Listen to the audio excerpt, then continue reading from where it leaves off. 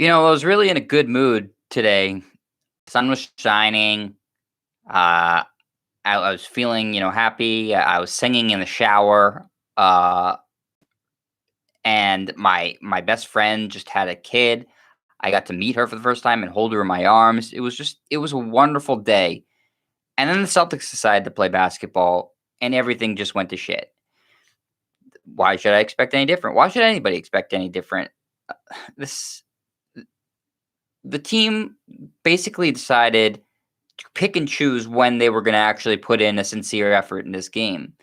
And in the NBA, against a team that has Zion Williamson, Brandon Ingram, y- you can't do that. You just can't say we're going to play this minute or this half or this quarter or this possession, and we're not going to play this half, this minute, or this possession.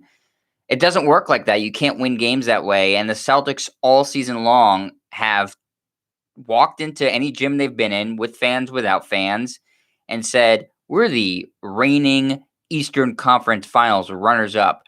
You have to try to beat us. How are you going to do that?" Well, Eastern Conference Finals runner up means Jack Diddley. And the Celtics have acted all year long like it makes them world beaters. It makes them absolutely nothing. It's just so frustrating to see them fail to learn the lessons that have been taught to them night in and night out. How many games do we see them go behind 10, 15, 20 points and not play any defense or take terrible three-pointers, only to see them in the last 2 or 3 minutes of a game mount a furious comeback only to fall just short? It's happened time and time again. And your lasting memory is, oh, the last couple minutes they played really well. They made this into a game. But the memory should be the team didn't give two shits for most of it. And that was what was happening in this game. And this was the first game that fans were in the Garden since the pandemic started. So it's the first game they had fans back. Only 2,500, but there were fans there. And the team acted like they could not care less. They didn't put in a good effort for the fans.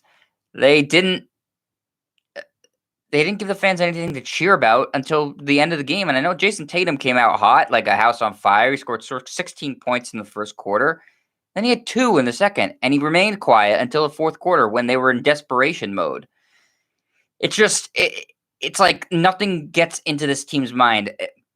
Marcus Smart had, and if you've been watching, I'm a huge Marcus Smart fan, a huge Marcus Smart defender. He was pathetic tonight, and the box score will indicate that he had an okay game. He had one of the single worst play I've ever seen in a basketball game, where there were 0.3 seconds left on the shot clock for New Orleans in a jump ball. All you have to do is just tip it and control it, or let New Orleans tip it. Instead, Marcus Smart, for some reason, and he's going to obviously explain this in post-game if he's willing to talk to the media, decided to fire up a half-court shot. Did he think the Celtics had 0.3 seconds left on the shot clock? It made no logical sense, and it cost the Celtics a possession that would have been really nice to have when the game was a 3-point game with 20, 30 seconds left. So that really screwed them. And then he doesn't get a call to go his way. It was probably a bad call by the officials, but he can't control himself, and he picks up a tech at the end of the game. Now, maybe the tech didn't matter. Probably didn't. But you're supposed to be the leader of this team. You're the longest tenured Celtic. Everybody says you're the heart and soul of the team, but you got to lead by example there. And picking up a technical at the end of the game in a close game and getting yourself ejected from the game, that's just no way to lead. So really, I'm so disappointed in Marcus Smart tonight. And I never thought I would say that, but I'm really disappointed in him tonight. It was just between that boneheaded play, some really bad defense before he ratcheted up, which was a lack of effort on his part, and then the getting ejected just left a terrible taste in my mouth. And I'm sure the fans who are at the Garden would feel the same way too. And what really disgusted me too was when the Celtics are mounting this furious comeback, the owner of the team, Wick Grosbeck's on the sidelines with his mask on and cheering, "Yeah, they're doing it, they're doing it." Well, how about you pay attention to the other, 40 some odd minutes of the game where they're sucking ass and they're not playing hard and they're not listening to the coach, they're not playing defense. Have you been paying attention to the season at all, Wick? You said the last time I heard you on the radio, you said Danny Ainge's and Brad Stevens' jobs are so safe you haven't even thought about it. Well, I hope you thought about it now, because now fans are coming back and they're going to start booing this team. And they should. And they should start booing you, because you're not doing your job as owner of this team. the two teams you want to see least in the NBA Finals this year, the Nets and the Lakers, are the two teams that are going to get to the NBA Finals this year, and that should make every Celtics fan really angry. So just again, a frustrating game, and you have this 7-game homestand where you have this opportunity to turn your season around. In the first game, when you have fans back, and Evan Fournier is here, and you think we won 2 games in a row, maybe we're gonna actually like start to turn the season around and feel good about ourselves. You go in, you lay an egg, and you play like crap for most of the game. It's just like this team has no grit, no balls, no fortitude. They don't care about the fans. They don't give two shits about anything. It's just such an unlikable team.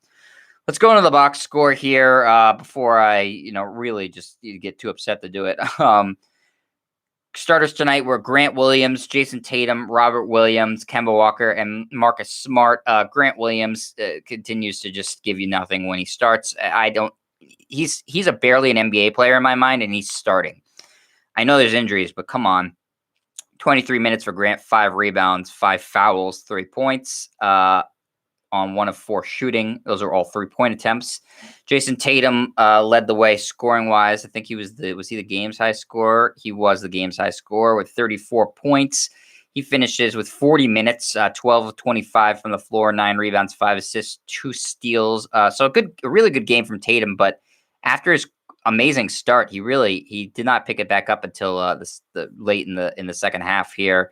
Robert Williams, third start in a row, 32 minutes for Rob, 3 of 5 from the floor, 10 boards, 5 assists, 3 blocks, 7 points. It's where I expected. I'd like the points to be a little bit higher, and I'd like the game of the free throw line a little bit more, but the 10 boards and the 3 blocks are pretty great. So I think Robert Williams did exactly what you want him to do in the starting lineup. Kemba Walker at 23 points, 8 of 18, shooting 2 of 9 from 3. So not great from 3, but pretty good from the floor. 4 assists, 4 rebounds, 33 minutes. It's a good game from Kemba. I think that's what you should hope for from Kemba. And if he puts up that consistently, you should be winning games. Marcus Smart, I talked about. He played 38 minutes, 15 points on 6 of 15 shooting 0 of 6 from 3. So not a great game from Marcus Smart. The 15 points are deceptive. 3 assists, 3 rebounds. Then you went deep into your bench tonight, which is never a great story for the Celtics. You played Mo Wagner 4 minutes, Aaron Nesmith 8. Nesmith actually played pretty well, 5 points off the bench and hit a 3, so that was encouraging. Luke Cornett 10 points off the bench, second good game in a row for Cornett, 2 of 4 from 3, 4 of 6 from the floor. Peyton Pritchard 15 minutes, 11 points, 5 rebounds, 4 of 6 from the floor, 3 of 4 from 3. Good game from Pritchard. But the LVP of this game has to be the Celtics' big trade deadline acquisition of Evan Fournier. He made as much ballyhooed Celtics start wearing number 94, which and he's wearing it because that's like his arrondissement in France, in Paris, where he's from. But I'd say no self-respecting basketball player would ever wear number 94. If you're intending to be in a place for a while, or if you're intending to be productive at the place, you don't wear a jersey number past the 50s. And so 94, not an encouraging sign. And less encouraging was he finished the game 0 of 10 from the floor, 0 of 5 from 3, 2 rebounds, 2 steals, no assists, 2 blocks, a turnover, and 3 personal fouls.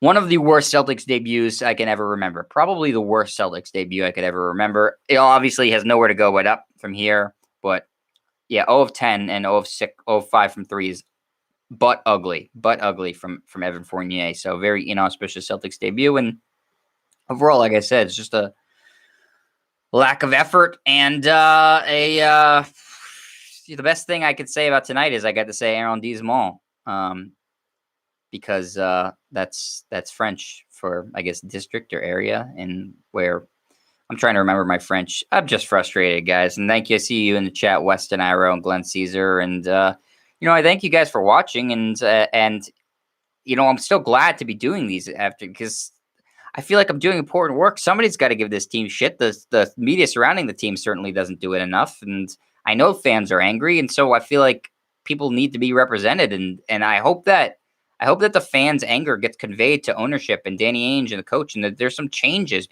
and to the players too. The players should not be let off the hook at all. But this is ridiculous, and this is just the sort of crap that as a fan frustrates the hell out of you when the team has the potential to play well and just doesn't.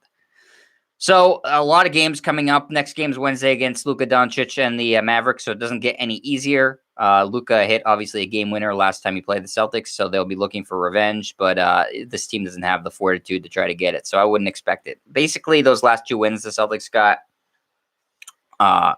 were a mirage. Just like any win streak they've been on this season is a mirage because they lack the will to put it together consistently, and they gave the fans a big middle finger tonight as a welcome home. So, money not well spent from those fans who use their hard-earned stimulus checks or whatever to basically have their faces pissed on for 48 minutes by this team.